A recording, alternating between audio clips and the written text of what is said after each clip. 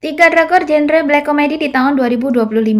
Black comedy adalah genre yang mengangkat topik-topik tabu, serius, dan menyakitkan sebagai bahan lelucon sehingga menimbulkan ketidaknyamanan sekaligus tawa dari penonton.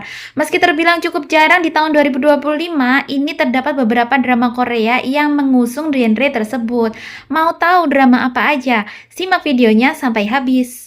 Yang pertama ada Undercover High School, mengisahkan tentang aksi Jong Hae Song, seorang agen dari Badan Intelijen Nasional atau NIS yang berpura-pura menjadi siswa SMA di Byungmun. Tujuannya adalah untuk menemukan emas yang hilang milik Kaisar Gojong. Sebagai agen yang terampil, Hae Song menjalankan tugasnya dengan menyamar di lingkungan sekolah untuk menghindari deteksi. Namun, misinya itu tidak hanya menghadirkan tantangan dalam mencari emas, tetapi juga kejadian yang membuat kehidupannya itu menjadi dua realita yang berbeda.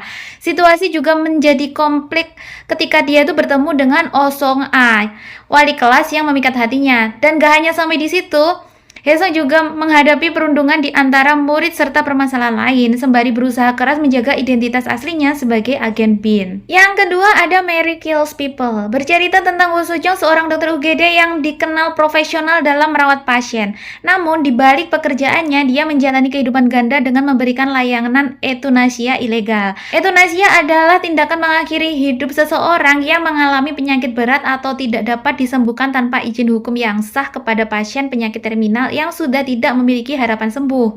Tujuannya tuh bukan untuk melanggar hukum ya guys ya, tetapi untuk membantu pasien mengakhiri penderitaan mereka dengan tenang dan bermartabat. Dalam menjalankan aksinya, Woo Soo-jung tidak sendirian, dia bekerja sama dengan Jo Dae-hyun, seorang dokter yang juga memahami penderitaan pasien stadium akhir. Bersama-sama, mereka mencoba memberikan jalan keluar bagi mereka yang ingin mengakhiri hidupnya tanpa rasa sakit. Sementara itu, Ban Ji-hoon, seorang detektif ditugaskan untuk menyelidiki praktek ilegal tersebut. Namun, ironisnya, Ji-hoon sebenarnya juga menderita tumor otak dan hanya memiliki sedikit waktu tersisa.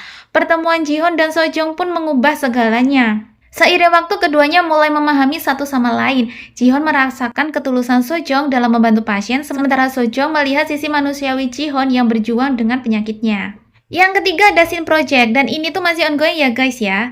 Mengikuti kisah Mr. Sin yang tiba-tiba beralih profesi. Dari seorang negosiator yang profesional di Harvard, ia memilih menjadi pemilik restoran ayam di sebuah kota kecil yang tenang.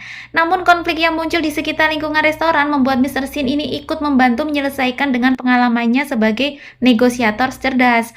Namun di balik itu ada misteri yang disembunyikan oleh Mr. Sin, yaitu alasan dia meninggalkan karirnya dan beralih menjadi pemilik restoran ayam. Misteri inilah yang kemudian menghadirkan sosok Jo Philip, seorang pemuda jurusan hukum yang tiba-tiba ditempatkan untuk bekerja di restoran ayam milik Mr. Sin. Namun sebenarnya penugasan Jo Philip ini juga untuk mengungkap misteri tersebut.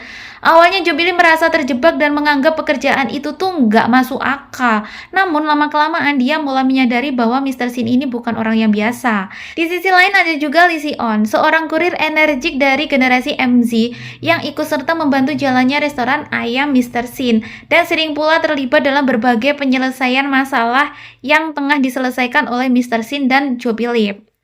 Nah, dari tiga drama black comedy tadi nih, mana nih yang udah kalian tonton? Tulis di kolom komentar ya. Tapi jangan lupa subscribe, like, dan share ya video aku